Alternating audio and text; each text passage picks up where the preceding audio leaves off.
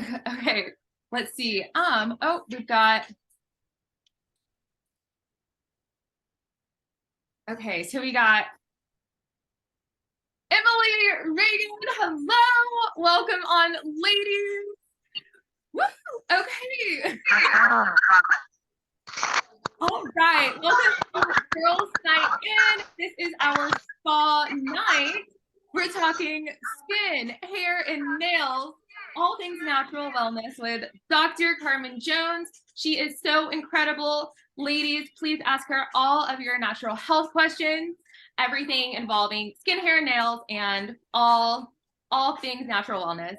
She's phenomenal and a wealth of knowledge. So okay, ladies, let's welcome on Dr. Carmen Jones. Awesome. Thank you, guys. I'm excited to be here tonight. Talk a little bit about hair, skin, and nails. What you'll find the more that I visit with you a little bit tonight is that from my perspective, I'm always trying to get to the root cause, right? So I always want to figure out, well, if we're experiencing symptoms with our skin, if we're experiencing symptoms with our hair and our nails, and they're not quite like where we want it to be, why? Why is that happening, right? So I just wanted to start off with, I made myself some notes so that maybe I wouldn't forget as you guys send me questions. Oftentimes with hair, skin, and nails, right, a lot of people are hearing a lot of like in the media and in marketing about collagen. Okay, and how collagen can be helpful for hair, skin, nails. Really been marketing it for the last couple of years. And collagen is a protein, right, that is important in order for our skin to be supple and not have wrinkles, for our hair and our nails to be strong. And so it can be a excellent tool for us to kind of help get things back on track. Now, some things that being, there are some things that actually we can incorporate into our diet that actually can promote our body's ability to produce collagen. Okay. Now, there are different types of collagen. I think there's a types of collagen. And so usually a good product that's looking specifically about hair, skin, and nails is usually has like a type 1 and type 3. If we're looking for support with like joints and cartilage and things like that, we actually need type 2 in that product. What's nice is that with collagen, not only does it help with hair, skin, and nails, but also can help with like the healing of our mucous membrane. So things like our gut health, things like the oral cavity, right? But what if we started collagen where like your hair, your skin, your nails are getting stronger, right? Your hair's not falling out, your skin is a little bit more elastic, right? Then what? Can you stop taking collagen? Right? And you can stop taking collagen, but what can happen is if we don't have things in play to promote your body to make more collagen, sometimes you're kind of right back where you started, after a couple of months. So increasing minerals like boron and silica are kind of the top two. We know, and that's research based, that are evidence based, that actually promotes the production of collagen. So I like to take it a step further and ways that we can improve our health. Yeah. Silica foods are things like, so I really like a lot of herbs that are very high in silica. So horsetail is kind of at the top of the list. So you can make like horsetail tea, or infusions are very high in silica. The foods that are higher in those minerals are usually things like legumes, right? Things like beans, garbanzo beans, right? Even some nuts and seeds are a little bit higher in our silica and boron. So looking for those, increasing those foods in our diet can be very beneficial. All right. So any questions about that? I guess I'll keep an eye on the chat to see if there are some things that come up. Here we go.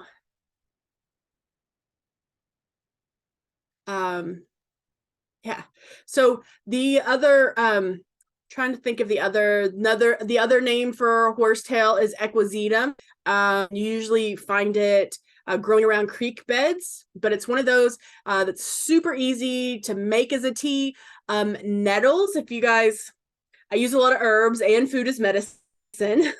So if you guys are familiar with nettles, very high in minerals and in silica and boron. When you're trying to make teas for the mineral properties, the longer you steep them, or what we call making that infusion, at least 12 hours will pull those minerals out, right? It's the same thing if you're making bone broth, right? The longer you cook those bones, the 12, 24, 48 hours in the crock pot, you're pulling those minerals out of those bones to make them more bioavailable for our body and easier for us to digest. I have a question. Yes. Do you prefer us to hold our questions to the end, or should we just hop on and ask them as we go? Should we put them in the chat? What's the best way to ask questions during this chat? Yeah, throw them in the chat, or or feel free to kind of hop on if it's something that I'm talking about at that time. You want to add a comment or have a question, go ahead and unmute yourselves and ask away. Okay, the horsetail teas. Yes. Where do you source your horsetail? Do you just like ask your neighbor? So to be honest, I harvest mine at Sulphur and in Ada at the Winter Smith Park. Are you talking actual horses, or is this a plant? No. It's a plant called horsetail. It's a plant. That makes more sense, because I was about to violate some of my neighbor's pets. Go out the hair off horses. I'm sorry. Thank you for letting me see Brianna in a pasture, like chasing a horse. That's why. Yeah. They may kick you. I think you have to stand to the side. There's a technique for proper horsetail hair collection. Okay, so tell us about this horsetail hair. And also, we've been talking about doing a natural health walk maybe next month. Is that something we could just find like at the park? We'll drop a picture in the comments. Yeah, so usually, so it usually grows around the creek beds, right? So usually where there's a lot of water flowing is where you'll find it. Nettles you usually find in the pastures, but you can source them online. There are companies like Mountain Rose Herbs or Star West Botanical. You can buy 4 ounces at a time or a pound at a time. I usually people start with the smaller just to see if you like the taste of it, if that's something that you want to incorporate as far as food as medicine into your regular regimen. So yes, so does that help? I'm going to try and see if I can do 2 things at once. Yes, thank you so much. Yeah. Sure. Maybe if you have a good recipe that you mix with like some blueberries or something, like let us know. Oh, wow, you just dropped a picture in there. That's awesome. Yeah, we'll share pictures for the replay too. Yeah. So there's different varieties. Oops. Paste. So there are different varieties of horsetail. Okay. So the one that shared is immature horsetail. The one that I'm sharing is more mature horsetail. So you can use either one. They're both high in minerals. Okay. The one I'm sharing is called, I don't know, I know it is equisetum. What is the other half of the scientific name? That's all I've got for you. It's called equisetum. But let's see.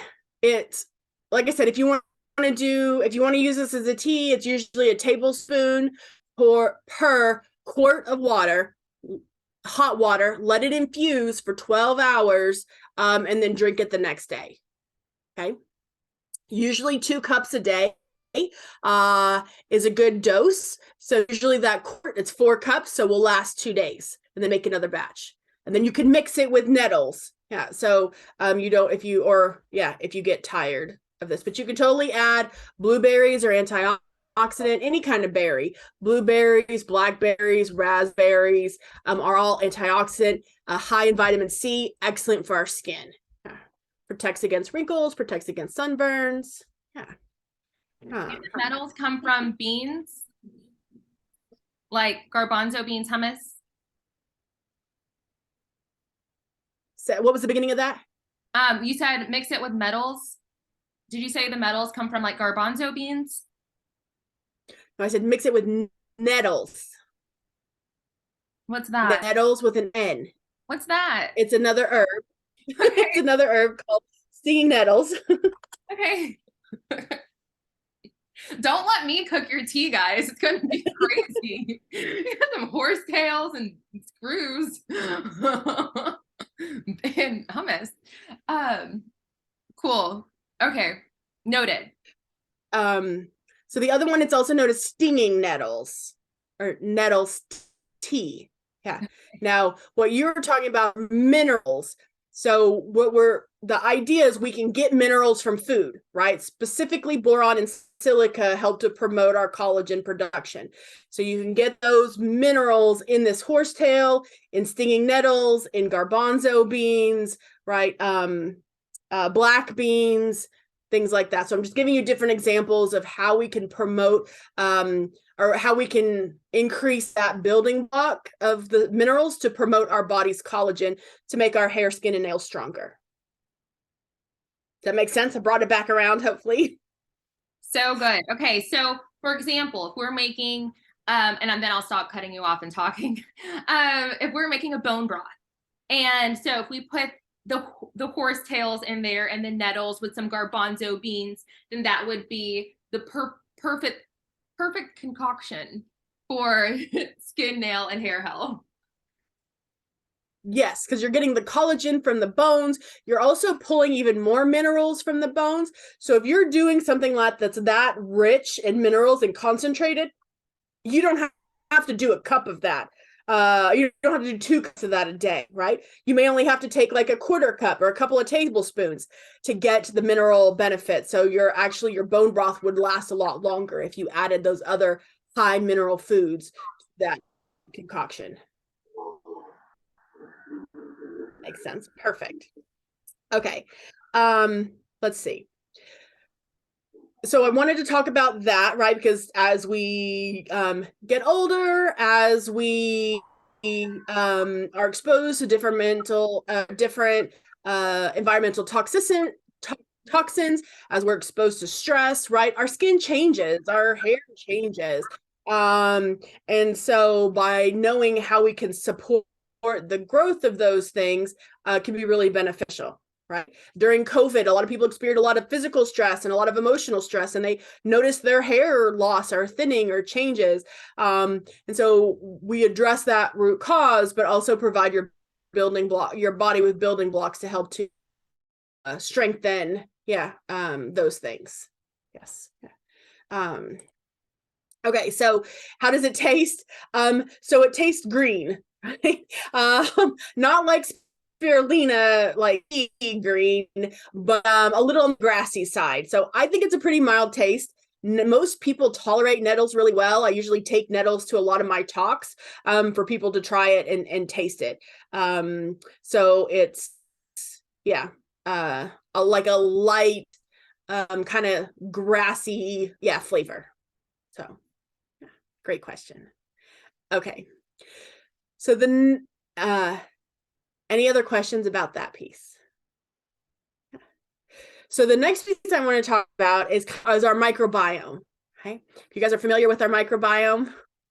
So our microbiome are the bugs that live on our skin, in our body, in all of our mucous membranes. Right? They estimate that we have bugs cells in our actual cells. Okay, so the complexity of our health is directly related to how healthy our microbiome is. So a lot of people, this comes up a lot when we're talking about things like acne. A lot of people think acne is around hormones. Yes, there's a hormone component, but oftentimes that hormone sets up the event from that bacteria to overgrow. So like the recipe that I shared with you guys uses that Greek yogurt base because we're introducing the good bacteria, right, to pores so that we don't get acne, right? You kind of get that deep cleansing effect. But often folks who have rosacea or who have chronic acne as an adult, even for teenagers and young adults, even if we have things like cystic acne on our body, it's usually a component of that is an imbalance in that microbiome, right? And so if our gut health isn't optimal, the microbiome in our gut directly affects the microbiome on our skin. Okay. So those things are very interrelated. You can't really, have one without the other. So if there's an imbalance in the gut bacteria, oftentimes there can be an imbalance on the skin bacteria as well.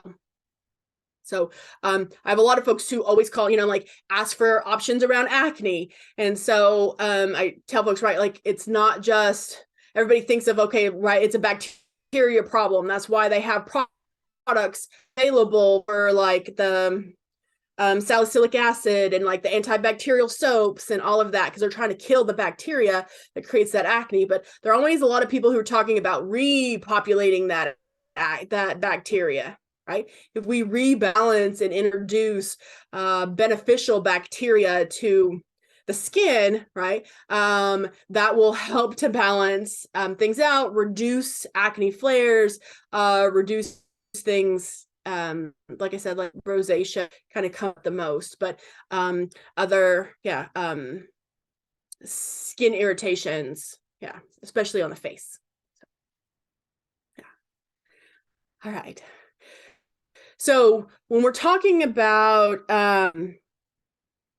looking at my notes here. Okay, so when we're talking about the microbiome, right, and the health of our skin, if we have chronic rashes, so if we have chronic things like eczema, psoriasis, acne, things like rosacea even, that's often a reflection of what our gut health looks like. Okay? So in the Chinese medicine world, your skin, the condition of your skin directly affects so if our gut is not healthy, if we're experiencing like we don't digest foods well, or we don't absorb our food well, or we're eating a lot of foods that are high in inflammation, or creating a lot of inflammation, that will show up on our skin. Okay. So, and that's not just skin on our face, the skin that we can see, but anywhere on our body, right? Skin's our largest organ. And so that can show up kind of anywhere. Okay. So oftentimes if people experience chronic issues, right, like eczema, psoriasis, we're looking at not just reducing our inflammation, but balancing that microbiome, as well as are there things that are creating imbalance in our gut health, right? So there's a lot of different contributors that can affect our gut health. But oftentimes it's not on people's radar when we're talking about skin and even our hair and our nails. Like, I don't know if you guys have ever had a situation where you notice all of a sudden like your nails were getting really brittle, they were breaking really easily. Sometimes people will get like spots in their nails or like white spots. I don't know what else to call them. Yeah. Yes, yeah. Or they'll look at, that half moon, like kind of where your cuticles are, whether that's present or not. Those all can be indicators of how well we're digesting our food, right? If your nails are brittle or they have become brittle and they weren't in the past, we look at the gut because sometimes there's a change where our gut's not absorbing those nutrients well, right? So they're not absorbing those minerals. Often those little white spots that can occur in the nails kind of look like a zinc deficiency, right? Sometimes if we don't have that half moon, sometimes we're deficient in vitamin C or our B vitamins. If we don't have that half moon in our cuticle. So those can be indicators like that something has changed, right? And so I really want to emphasize that relationship between our gut health and it's pretty much how it shows up in our skin, but how it shows up, in our hair and our nails as well. I have a quick question. So that half moon is good, like that part? You want that. We do? Okay, Yes. also, I have a bit of, I don't know if you can tell, I have some ridges. My nails are a little ridgy. They're not as bad as they once were. What's that mean? The ridges are often a mineral deficiency. We're not getting in enough minerals. Okay. So if you run your fingers over your nails and it's really bumpy, and you're like, oh, that's not smooth, then consider adding minerals to your water.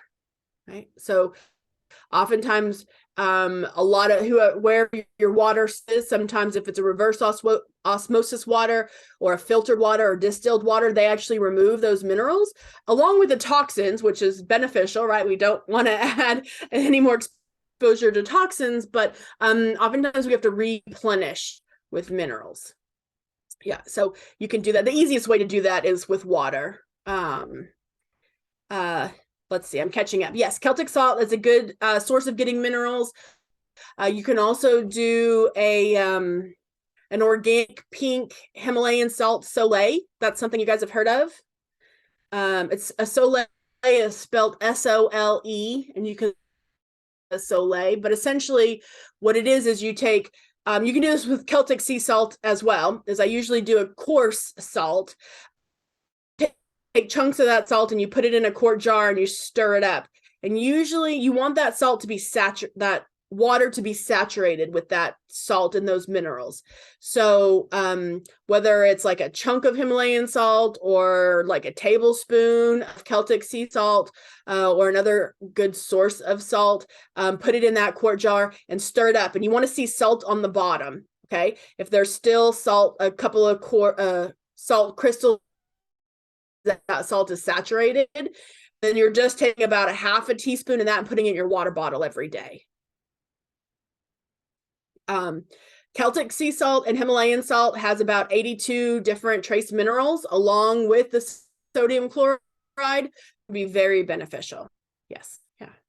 Is it Celtic sea salt, that concentration you shared, and the mineral droppers, or do you think the sea salt alone should be good for adding enough minerals back? One or the other. You don't have to do both. Yeah. But the sea salt is usually efficient enough. It's just that some people want to have the convenience of doing mineral drops that are a dropper. Yeah. Okay. Let me go back and answer this question real quick. How do hormones play a role in skin and hair health? Okay, so our hormones set up the environment, okay, in which our skin and hairs changes. So if our hormones are out of balance, that is going to set us up for a change in our. Okay, so it's not, I mean, it is nutrition, but you're right, it's also a hormone component. Now, a lot of folks will think, when they think of hormones, especially like skin changes and hair changes, they're thinking about like the thyroid, right? You're thinking about maybe like estrogen and progesterone. Those are players, but also so is cortisol. So when we experience a lot of stress and it moves, and our body's producing this stress hormone called cortisol in response to that stress, whether it's an emotional stress or a physical stress that our body's experiencing, like a chronic illness, a surgery, a trauma, that demand for that cortisol changes our sex hormones, our estrogen, our progesterone, changes our thyroid hormone, and actually physiologically suppresses it. So then that sets us up for that environment where we have hair changes, usually hair loss. Sometimes you can notice like the texture of your hair can change, loss in hair, but like your texture can change. It can become more coarse, or if I have a tendency towards coarse hair, less coarse. So that's creating that environment for those changes to occur. Yes, that can. definitely happen. So if you've got hair changes and or skin changes and you're experiencing changes in either increased stress in your life and physical stress, changes in our menstrual cycle, changes in even our thyroid, we've got to address the root cause to figure out which one of those is the biggest player that's setting that the environment in which those changes are happening. Or that symptom of hair and skin changes are happening. Does that make sense? Okay, perfect. All right. Let's see, Miss Megan. Psoriasis. Yes. Yeah. Okay, so psoriasis is an autoimmune condition, right? So psoriasis, so just like eczema as well, they're different, but eczema is also an overreactivity of the immune system. Psoriasis is an overactivity of the immune system. So we have to address the gut, right? When you've got chronic skin issues like this, the gut is not healthy, right? 80% of our immune system is in the gut. So if we are not addressing gut health, you'll see, psoriasis flares, you'll see eczema flares, rosacea flares. They're all kind of in that same umbrella. And so we can reduce the inflammation, but if we're not healing the gut, this isn't going to resolve. A lot of the medications that they use to treat psoriasis is often things that suppress the immune system, right? Because that immune system's overreactive. So when we address the gut, we're trying to heal the gut so that it's not creating all these what we call immune complexes that are being released into the bloodstream that's creating, flares like this or chronic skin conditions. So psoriasis, it can be pretty intense, right? When people are in a flare, oftentimes you can see, so the conventional treatments for psoriasis is, like I said, they're usually what we call monoclonal antibodies, but they essentially are trying to modulate the immune system so that it's not overreactive and creating these plaques. But you can also look at things like vitamin D. There's a direct relationship between our vitamin D levels and autoimmunity. There is actually some really good research on increasing vitamin D, not just sun therapy, but also orally at the same time. In some like larger cities, they actually have vitamin D photo booths that they use to treat psoriasis to help to increase that deficiency, support the gut, and modulate the immune system. So I have a question about the psoriasis. I hope it's okay if I ask this. So I have a client, a student right now, and she's in this group. So if you have any questions, feel free to pipe in. But so she's been on your gut reset for the last 4 weeks and is still experiencing some flare-ups from her psoriasis. And we were thinking like, okay, so she's done the gut reset. She's still getting some symptoms. What can we do now to like take it up a notch or to really dive into helping her get healed while she's at peak like ability to like receive the help since she's just finished the gut reset? Perfect. So the gut reset really looks at like reducing those inflammatory foods, right? Reducing that inflammation and sort of those offending factors. Okay. If people are still experiencing symptoms or, in a little bit of a flare, then what we need to do is actually work on healing that gut lining. Okay. So increasing foods that are high in the amino acid called glutamine can be very beneficial. So you can take glutamine as an amino acid by itself, or you can do things like cabbage is very high in glutamine. So cabbage family foods, cabbage, Brussels sprouts, kale, broccoli, bok choy, things like that. Now, when we use food as medicine, especially with around the amino acid glutamine to heal the gut, I encourage people to do it every day, right? Do at least a half to a cup serving of one of those foods every day. Now, we know that the gut can actually regenerate and those cells turn over every 28 days. So that's often why we do that gut reset. But sometimes people need a little extra support, right? Because like if we have an autoimmune condition, we didn't often find ourselves in that situation overnight. So sometimes we have to give the body a little bit extra support, take out those inflammatory foods. But hey, what can we increase to actually, stimulate that healing? Because when the gut lining heals, it regenerates with all those cells intact. And so can drastically reduce an autoimmune condition or any kind of chronic skin condition. But you really have to be diligent with addressing the gut health in that way. Yeah. So. Does that make sense? Yes, perfect. I usually also have people consider adding a really good probiotic. Okay, so I'm kind of picky about probiotics. I've gotten kind of pickier with the years, but looking for a good spore probiotic. There's only a couple out there that are kind of on the market, but you want one that says it's a spore probiotic because it will actually set up an environment that stimulates your natural microbiome to become robust, right? So there are over 10,000 different species of bugs in the microbiome. And there's just no way they can encapsulate them and sell them to us in probiotic capsules, right? So there are, with those spore probiotics, we can actually support our natural microbiome, like what we were born with, to help heal the gut as well. So I usually do a spore probiotic alongside increasing folks' glutamine either through diet or a supplementation. Yeah. Okay. All right. Let's see. I've always struggled with extremely dry skin, particularly my hands, elbows, and ears. Are there any vitamins or mineral deficiencies connected to that? So yes, so extremely dry skin. I would have you, especially, do you get cracks? You get like cracks on your skin and it's hard to heal. Yeah. I would look at omega-3s. Okay.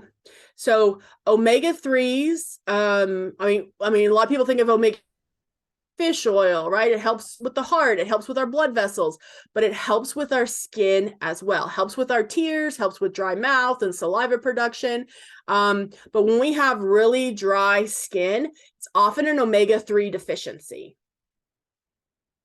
Yeah, so I usually have folks bump up their omega-3s if they're doing it in diet, right? Try to get that walnuts, that wild caught salmon, flaxseed oils, right? Or flax, and to really bump up those omega-3, or consider doing a supplement and do that for a good 4 to 6 weeks and see how that changes. So if you're doing supplements, we're usually talking 2,000 to 2,400 milligrams of omega-3s. I have a question about omega-3s. I've heard a rumor about omega-3s that they're not all created equally. Some, it's better to get them from animal sources. So salmon is better than walnuts or chia seeds. Can you give me some information on that, please? Sure. So I would challenge that.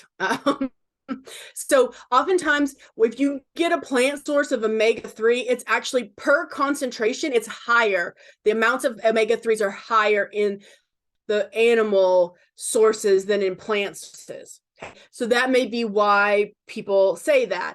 So that's a good source of omega-3s. My challenge is with the state of our oceans and how some companies produce omega-3s, if you're doing it in supplement form, it can actually be a little bit more beneficial to get it on a plant-based form, like a flaxseed oil or a walnut oil, versus an animal omega-3. But per quantity, if you eat a small salmon, that amount of omega-3 would be equal to something like 2.5 cups of walnuts or something. right? So that's where the omega-3 that's animal-based is going to be a higher concentration than a plant-based. Yeah. But as far as quality goes, I'd say they're pretty comparable if you're getting them fruit sources, if you're getting them from supplement sources. Research the company and make sure that they're doing a good job at packaging it for you. Yeah. So whole salmon, it would be more concentrated than plants like walnuts, chia seeds, flax seeds, and the plants are more beneficial than supplements. Yes. Okay. Yes, you got it. Cool. Thank you. You're welcome. Another symptom of an omega-3 deficiency, I see this a lot in kids, where they get that rash on the side of their arm, right? Sometimes they call that KP or keratin pilaris. It's also suspected that rash on the side of their arms is not itchy, it's not painful, but that oftentimes that can be an allergy or sensitivity to gluten. But if they're not eating gluten and they still have that rash, it's usually omega-3 deficiencies. Yeah. So, okay, you might have a lot of this pointing towards an omega-3 deficiency for your situation, Nicolette. So as far as companies for fish oils or omega-3s, Nordic Naturals is a really good over-the-counter and physician-grade brand that most folks have access to. You can find it at health food stores. You can find it online. If you prefer the liquid omega-3s, Barleans is another really good company. Theirs is usually a little bit more liquid form, so you're not having to swallow these great big pills. But they often mix them with flavors like lemon cream, I don't know, lemon pie or something, and like an orange creamsicle, something. So they make them, more flavorful, so it's appealing for people. Yeah. But those kind of my top two that are accessible usually for most folks. Yeah. Let's see, the gut reset. Yeah. So actually, the science shows us, that all of our cells in our gut can actually regenerate every 28 days. So sometimes if we're trying to heal the gut, if you could stick with a meal plan for 28 days, we can significantly make some changes in that time. And so, and then as we're making changes, right, sometimes we just need some extra support in those building blocks to really heal things and maintain that healing. Quick question. How often do you recommend a year to do a gut reset? And if you haven't seen improvements with your symptom that you're having after like the 28 days, what do you recommend doing to just really amp up the gut reset? Okay, so usually it kind of depends on the diet, right? If somebody has sort of the standard American diet, I'd have you considering doing gut reset like every quarter. Your body needs a lot of support. If we have a pretty clean diet, we're doing pretty well, like kind of things are under control for the most part, and maybe just kind of flares, or not flares, but minor symptoms here and there. Sometimes just twice a year is sufficient for folks. Now, if we've done the gut reset for 28 days and people are still experiencing symptoms, I'm always trying to figure out what the root cause is, right? The gut is a big piece of the foundation of our health, but are there other components, right? So are there hormone components that are contributing to this? Is it stress, right? Is it environmental toxicities? All of those could also be contributors or components of our health. And so oftentimes when we do the gut reset, it resets things. So it helps kind of get a little bit of a clean slate. So we're not like maneuvering through the weeds to try and figure out how, what to address and how to get to that root cause. So if we can reduce that inflammation and start with that clean slate, then we can get a better picture as to, okay, yes, that cleared up a lot of things, but it didn't clear up everything. Then you can go, a couple of levels deeper, right? Into figuring out what needs to be addressed. Does that help? Yeah, perfect. Okay. Let's see.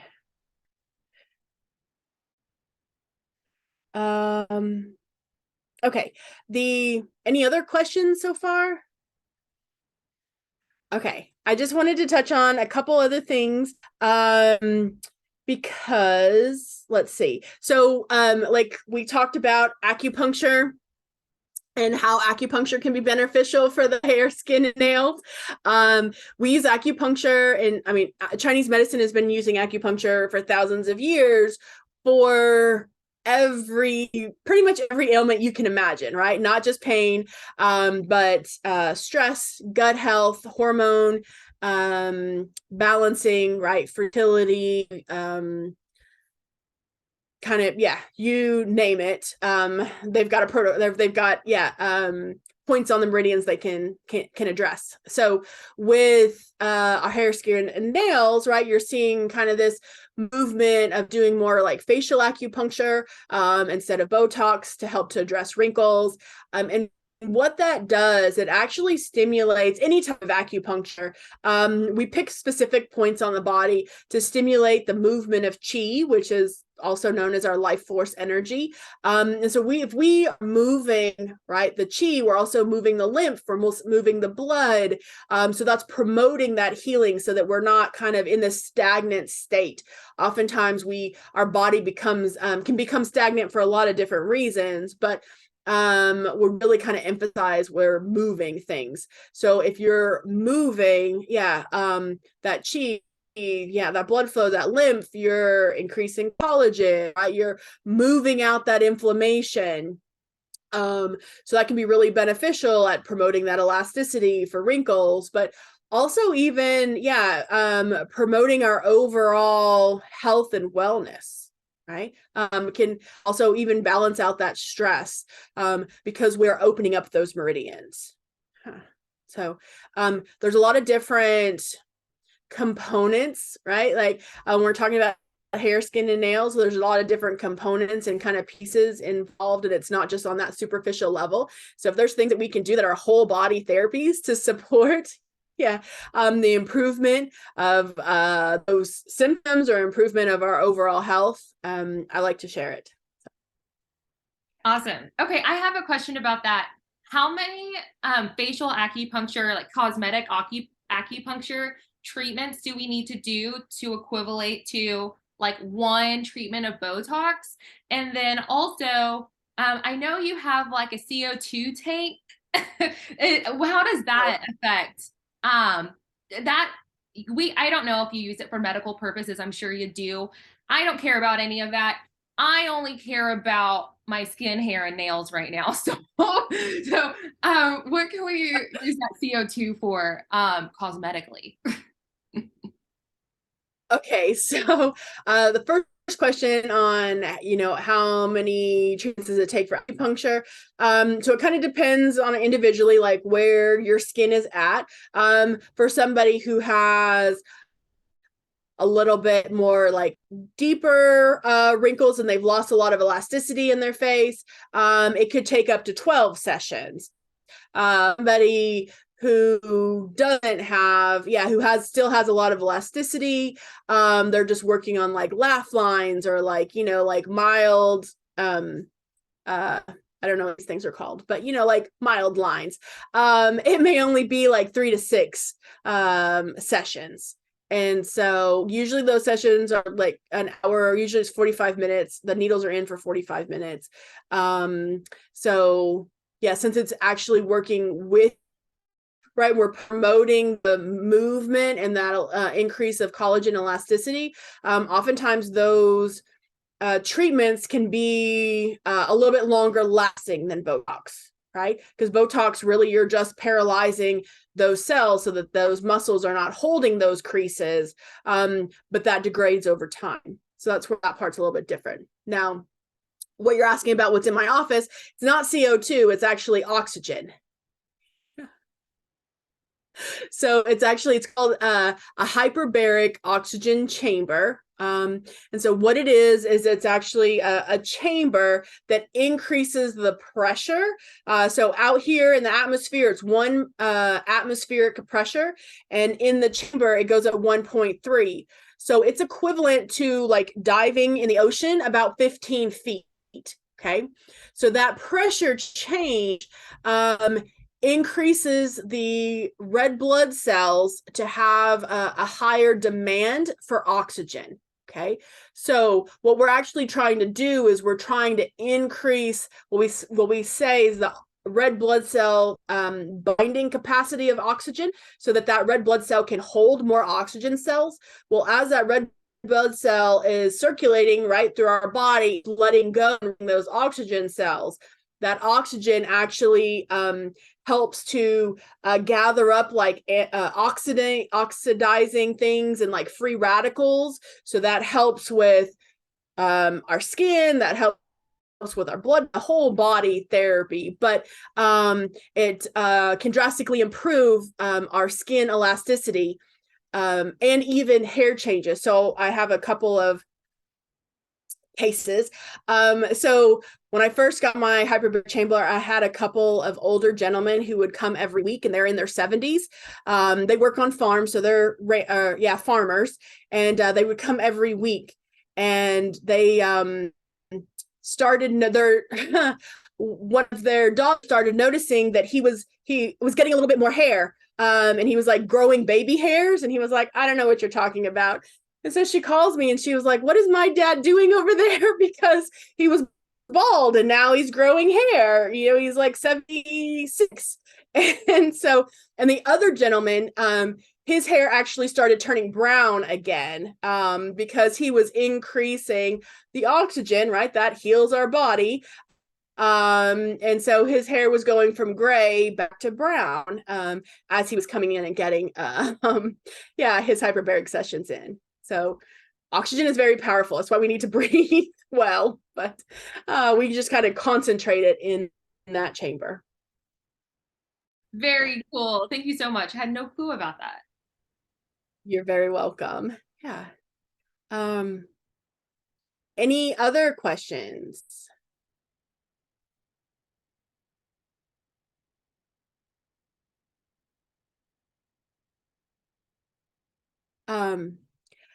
When I'm talking about hair changes, I want to bring up one more thing because I kind of forgot about it, is that if we're worried about like gray hair and like our hair changing, right?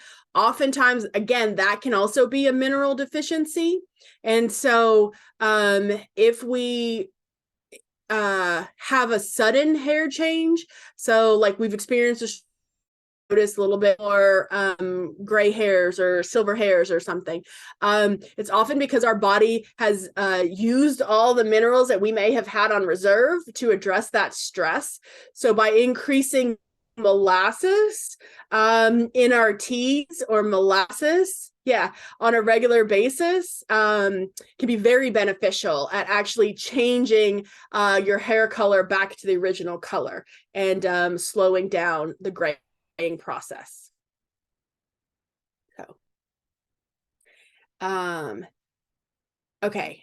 I don't understand soft feet. What does that mean?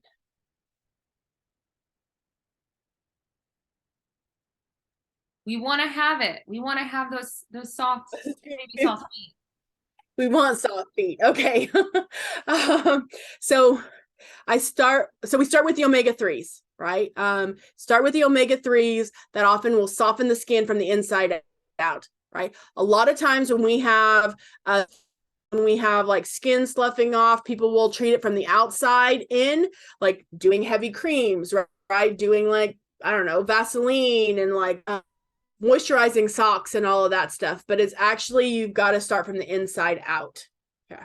So I would, really promote omega-3s, but also foods that are high in vitamin A. So foods that are orange and red, our foods are going to be high in vitamin A, and they will also help to stimulate that, what we call like that skin turnover, so that you don't have that thickening, right? Because sometimes people will get that, even like calluses.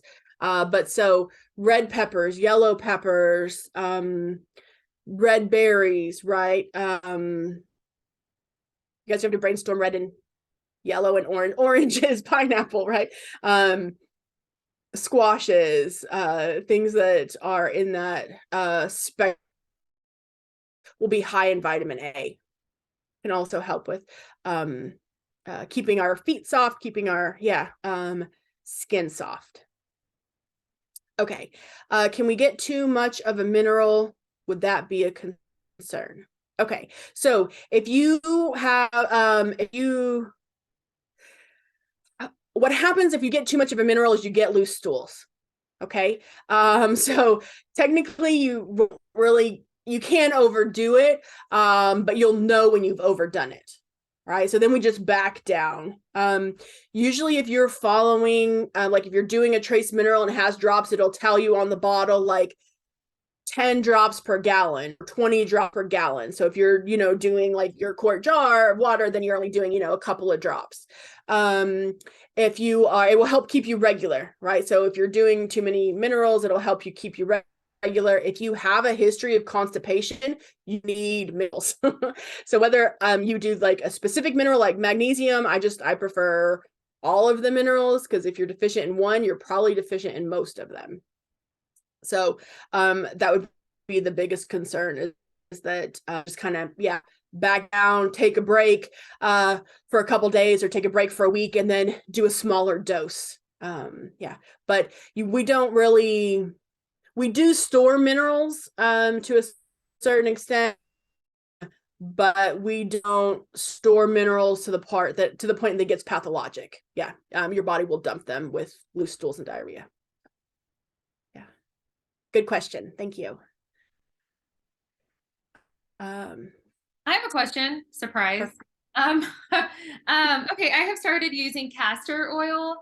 And I noticed that my hair has started just getting thicker, like baby hairs have started going back in some places. And I have been putting it on my face for moisturizer and all over my body. I noticed it made my feet really soft.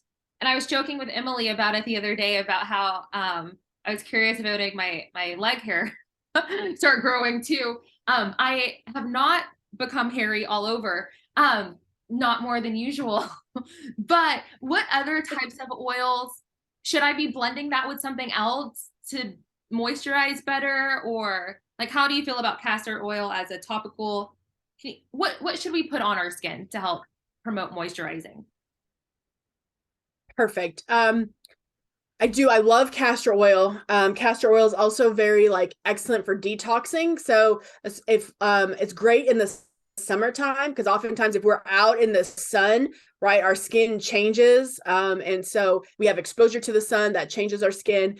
So that castor oil will kind of help to kind of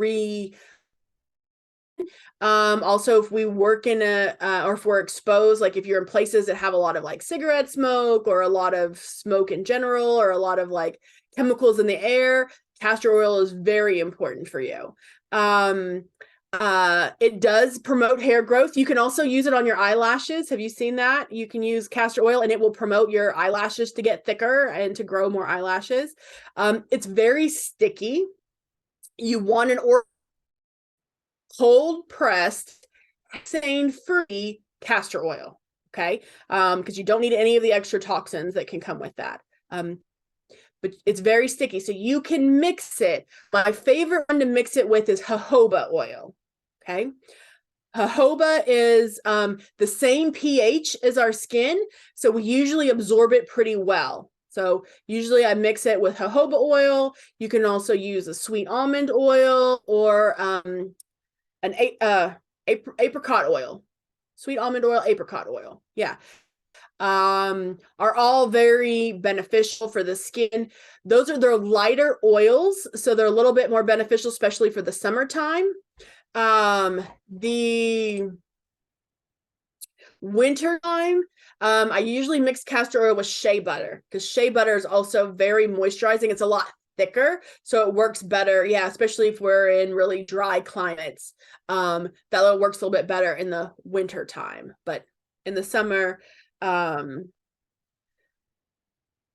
We can try jojoba oil, sweet almond, and apricot. Awesome. And also I have a question about one more oil. I've been looking into it, but and I did buy some, but I haven't tried it many times.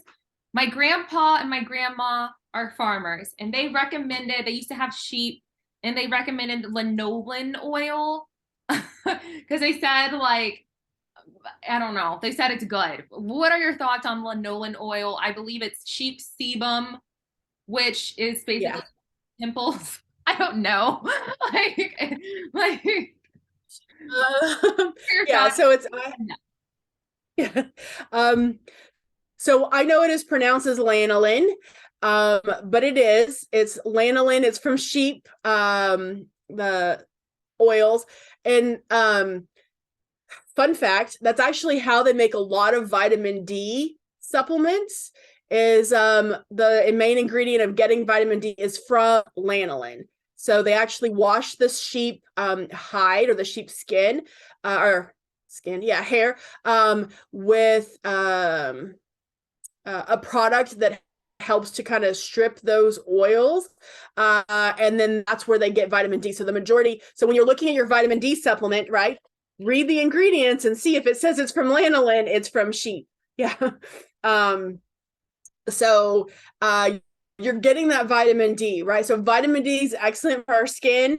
So that's usually why we have the benefits of lanolin. It does have a little bit of natural vitamin A in it as well. So it helps to promote skin growth, or like that turnover of skin.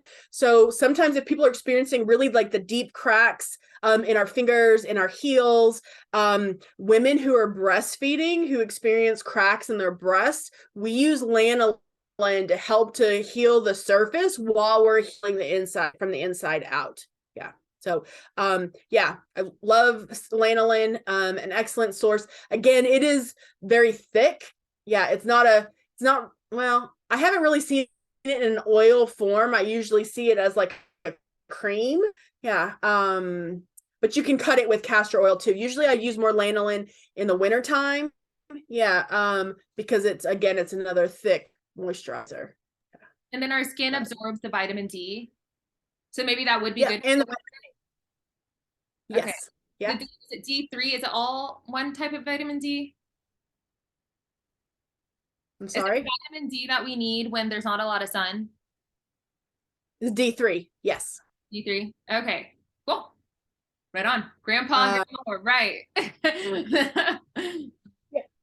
I also have folks, if they have had like a really deep cut or really deep wound, or have had surgery of some sort and they're healing from surgery and they don't want a scar. Everybody says use vitamin E, but you can also use lanolin and it'll help reduce that. Yeah, scarring after a deep wound or surgery. Yeah, perfect. Okay. Any recommendations for scalp health? Dry and flaky scalp here. Yes, dry scalp. Okay. So oftentimes dry scalp can be a couple of things. One, you can still have dry scalp with omega-3 deficiency. And secondly, you can have dry scalp, especially if it's a flakiness, because of a microbiome imbalance. Okay. So a lot of folks like we experience different, like our scalp has its own microbiome, if you will. Okay. So like babies who have cradle cap, right? Like for people who have like, what's it called? Dandruff, right? Those are microbiome imbalance. So oftentimes if, we've got a flakiness, bacteria or the yeast that has built up on our scalp. So you can do things with, so usually for folks who have dry scalp, I actually have them add things to their shampoo. Okay. So if they have thin hair or fine hair and a dry flaky scalp, I have them consider getting a biotin shampoo, because biotin is usually, it's a B vitamin that you find in like like hair, skin, and nail supplements. But you can actually absorb that through the shampoo as well. So there's a company called Jason's that puts out one. But if you've got a shampoo you love that's works well for you, you can add rosemary essential oil to your shampoo. Okay. So I usually have people take out, like when you get your shampoo bottle, if it's brand new, take out a little bit, put it in a travel size container so you can take it with you when you leave the house. And then put rosemary essential oil in there. Okay. Now, if you have an allergy to rosemary, we got to talk about a different essential oil. But rosemary is very beneficial for getting rid of the bad bacteria and the yeast that creates that dry scalp and that flakiness. Okay. It'll also give you a little bit of a tingliness. It can actually also detox the pores of our scalp so that we can kind of, clean out that bacteria, right? Yeah. And then I usually have people do that for an entire bottle of shampoo. Yeah. So, and we usually so depending on, I don't have a sample. I don't have an essential oil bottle in front of me, but depending on the size of the essential oil bottle, if it's like a 15 milliliter, like the small essential oil bottles, it'll say 15 mLs on it. Of the flaky scalp. Sometimes I have them drop either half a bottle or a whole bottle of that into your shampoo and shake it up really well. Now, some people don't need as an intensive treatment, and maybe they can just start with like 20 or 30 drops in like a decent sized bottle of shampoo, and then start there. If you don't feel that tingliness, then add a little bit more. Yeah. Does that help? Okay.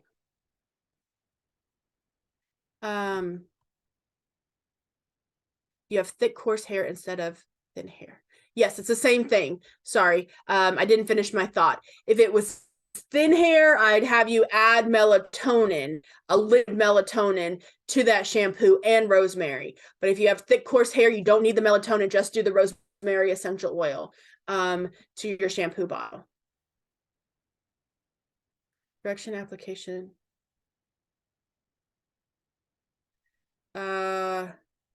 Let's see. Direct application of rosemary oil. Okay. Sorry, my brain's getting tired. Yes, you can do that. So usually I have people put it in a spray so that they spray their scalp and like massage it into your scalp. But you can, definitely do that, a direct application. You don't have to put it in your shampoo. Okay, I think I missed one up here. Natural sources biotin.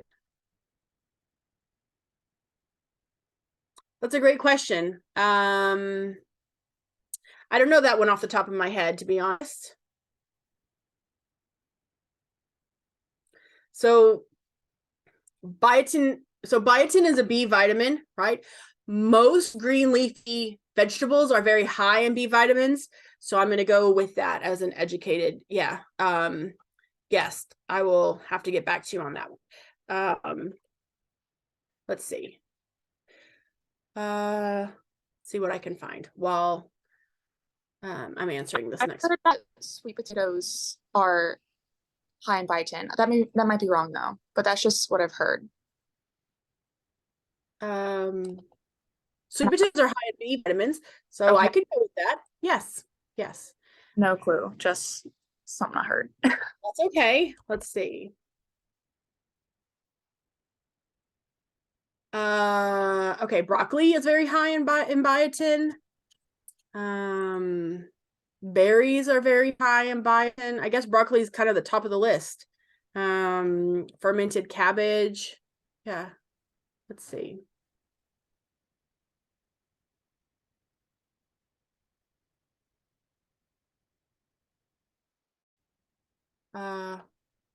Broccoli. Broccoli comes up again. So, but sweet potatoes are high in B vitamins, so I'd say that makes sense. It could also be high in biotin. My resources, the best I got right now is broccoli. Sorry. Okay, does using fresh aloe leaves topically actually benefit the skin? Yes. So if you have dry skin, or that's when the aloe kind of helps, because you're trying to add moisture, right? Aloe is very like demulcent, so it's very slimy. But it also is what we call an alterative, so it helps to promote that skin turnover as well. So that's why it works well for like sunburns. It has a little bit of a natural antioxidant property, but it also helps the skin heal faster, so we can use it for like blisters and cuts and things like that.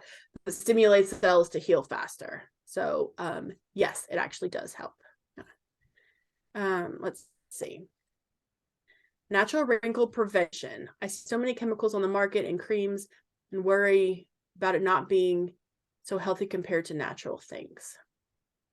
Yes. So when you have to really pay attention, because when you're looking for natural, or not natural, but cream or wrinkle creams or wrinkle prevention creams, a lot of them will have ingredients that actually promote wrinkles, so that you keep coming back and buying more.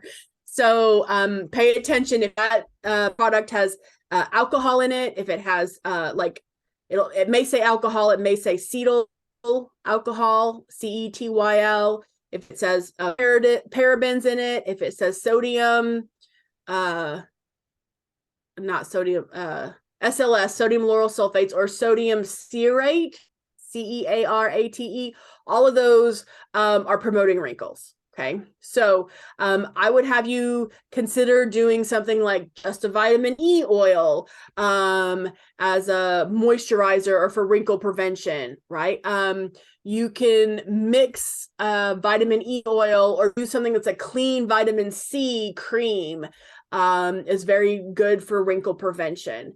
If you like to make your own products, you can mix a vitamin E and a frankincense essential oil. So it's usually like 1 tablespoon of vitamin E to like 1 or 2 drops of frankincense. Excellent for preventing wrinkles, even addressing wrinkles if you have them. It addresses redness, but excellent for the skin. Yeah, as just kind of a regular moisturizer. Or a night treatment before you go to bed. Yes, yeah. Okay.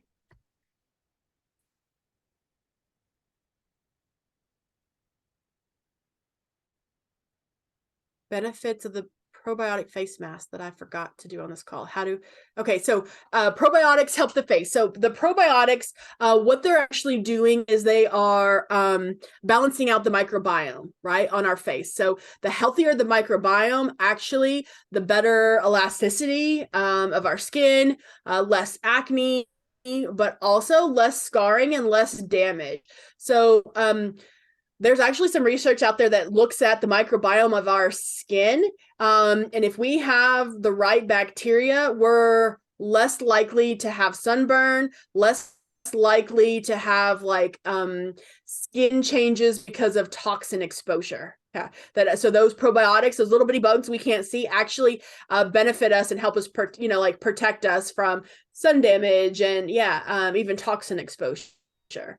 So doing a probiotic face mask, even if you don't have acne, can still be very beneficial in protecting our skin. Yeah, perfect. You are very welcome. Yeah. There was one other thing I didn't write this down because I kind of forgot about it.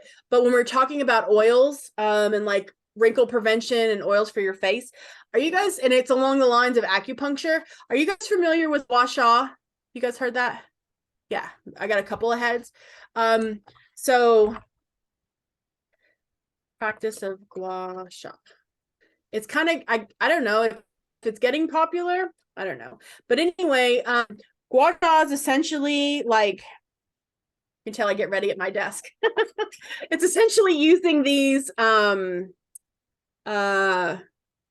pieces for gua sha. So these are they're made out of stone, but they have different ones you can find that are made out of like amethyst or glass or bone. You don't really want to use the ones made out of plastic, but these are made out of stone, and you can actually find them online. I think it came with a roller at like TJ Maxx or Marshalls or Ross or one of those places. But so they will also come with a often like a graphic that shows you, like how to use them. There are even some where you just use a spoon. Like you'll see people on YouTube or Facebook or TikTok who will just use the back of a spoon to move the lymph, right, and like stimulate points on the face. So when you put your oils on at night for wrinkle prevention, you can also consider like doing a little bit of gua sha to get the movement in the flow, decrease inflammation and puffiness on your face as well. So that's one more thing that I wanted to tell you. Okay, let's see.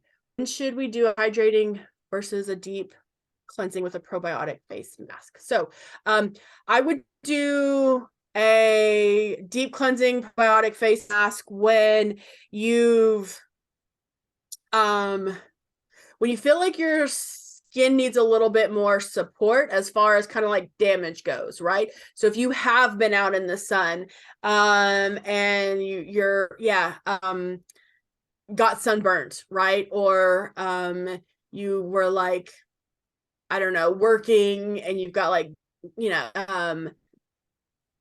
grime or chemicals, right, on your face. Wash your face like you normally would. And if you're too tired that night, that's fine, but do it the next day. And that probiotics will really help to mediate any damage, right, that has kind of happened. Right. So anytime you're in a situation where like you kind of feel like, oh gosh, my skin needs some extra help, like we've been doing a lot of things or been around a lot of chemicals or something, be the time to do that one. Now for the hydration, that's something you may want to do, like somewhat regularly or routinely, right? Week or, a couple times a month, to really hydrate the skin. Now, again, hydrating from the inside out is always going to be important.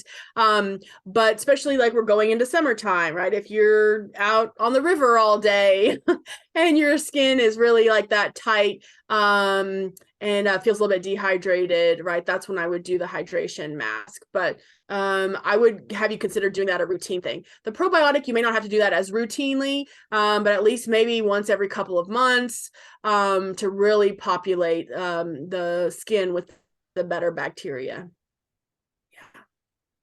And then it's getting more common beauty. Okay, perfect. Thank you. Yes. Yeah. I hear about it. So somebody else asked me about it. And so I use gua sha, like not necessarily just on the face, but like with our muscle bodies, like if people have stiffness, if they've got inflammation in the joints, if they're not fond of needles and they want to still stimulate the meridians, that's when I use. So we kind of use it overall, the whole body. But so I had somebody ask me, about it for the face, and I was like, sure, I guess you can use it on the face. And then I was like, oh, it's getting more popular. So thank you for sharing that. Perfect. Yay. Any other questions? I know it's getting late. I do have one last question. So, I started doing the bone broth for collagen support, and I am working on a recipe for a gummy with this. I know when your anti-inflammatory plan, you say not to use gelatin. Confused about that because I want to have a good, gummy without the gelatin. I got this stuff. When do we use bone broth? When do we use the gummy? What's the benefits of each? Like, how do they complement each other? Does that make sense? You understand my confusion? Not exactly. I think that you're asking when we would use the bone broth, and when not to use gelatin. Okay, so yeah, so I know you mentioned maybe swapping maybe every other week bone broth versus the gelatin. So that's my question. It's like, how often should I switch between them both to get the benefit? Should I have both of them at the same time? Kind of like, what's the benefit of each? If that makes sense. Like bone broth versus the gelatin. And also when I'm making a gummy, second part of the question, because I was reading over your gut health plan and I noticed that gelatin was inflammatory. So, should I use the regular gelatin ever for a gummy? Like, you know what I mean? Or should I just use I think so let me start the first part. So the bone broth, usually because you're the bone broth, you're getting the collagen, the cartilage, and the mineral.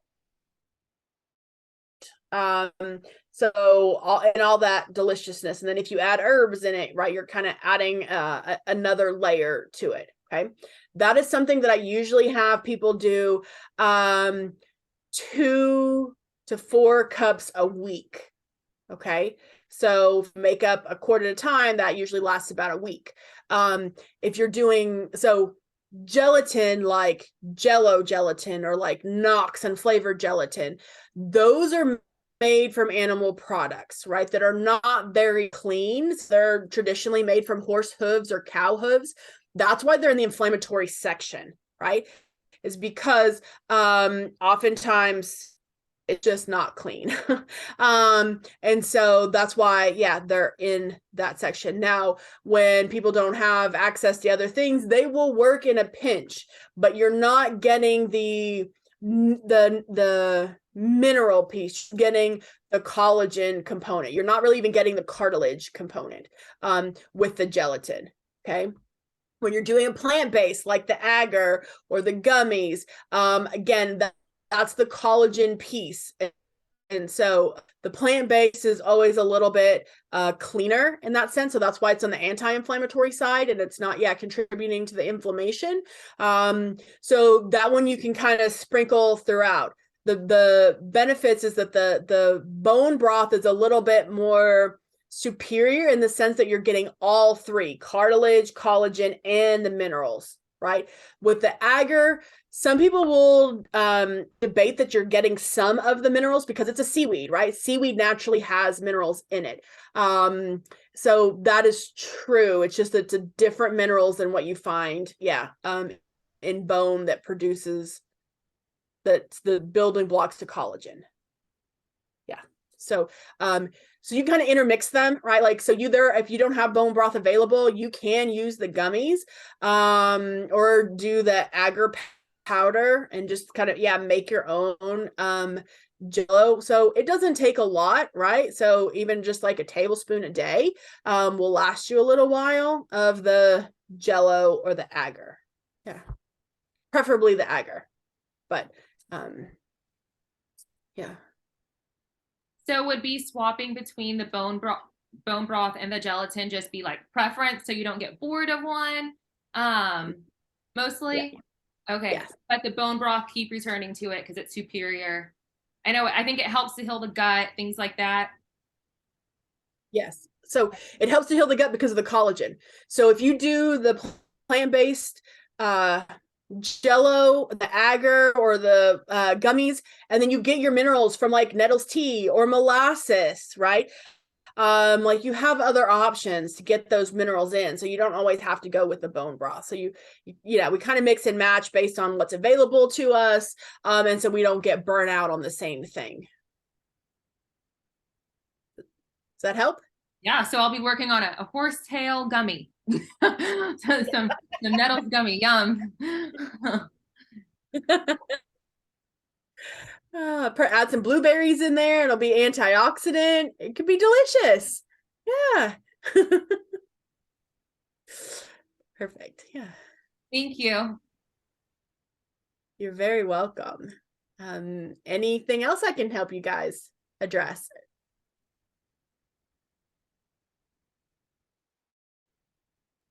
Do you have any, sorry if it's loud in here, do you have any recommendations for store-bought bone broth? So say if we like don't make our own, any brands that you recommend? So I like Kettle and Fire as far as pre-made bone broths. They're the one that I'm most familiar with for bone broth bone broth or a collagen supplement that's easy to take with you. Dr. Axe has a couple of them that I like, the Ancient Nutrition collagen. He has clean products. So I like those. Those are kind of my top two. Yeah, I was trying to think. There was another company that I liked for a little while. They had these like little packets of them, but I can't remember their name. I want to say it was Pacific something, but I don't know that for sure. Okay, I buy the is there a benefit of drinking chicken or beef, like chicken over beef bone broth? Like, is one better than the other? Not necessarily. Yeah, when you're making bone broth, you can use chicken, beef, and fish bones. Yeah. Okay. So, because since the bones are the same composition, the mineral the same, even though the animals are different, you'll still get the same benefits. There's not one that's really better than the other. Thank you. You're welcome. Grass-fed organic, right? Yes. Always grass-fed organic. Yes. Yeah. What's the difference between making it yourself and just buying it? You have control over the ingredients if you make it yourself. And it's actually a little bit more cost effective. It's actually a little bit more cheaper if you make it yourself than if you buy it. But it's nice now that we can buy it for, and it's convenience. But if you've got the time and you've got access to the ingredients, you have more control. It's also, you don't have the preservatives, right? So even things like Kettle and Fire, like it does have a shelf life. So there's a little bit of preservatives in there versus if you cook it yourself, you can still can it or put it in the freezer, and it doesn't have a really long shelf life, but to worry about any extra preservatives.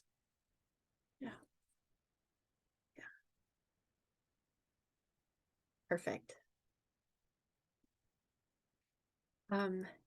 Any other questions?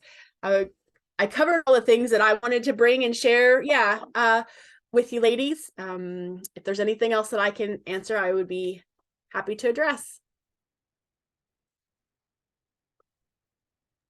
Woo! Awesome! Yay! Thank you so much, Dr. Carmen. You are very welcome. It was my pleasure. Yes.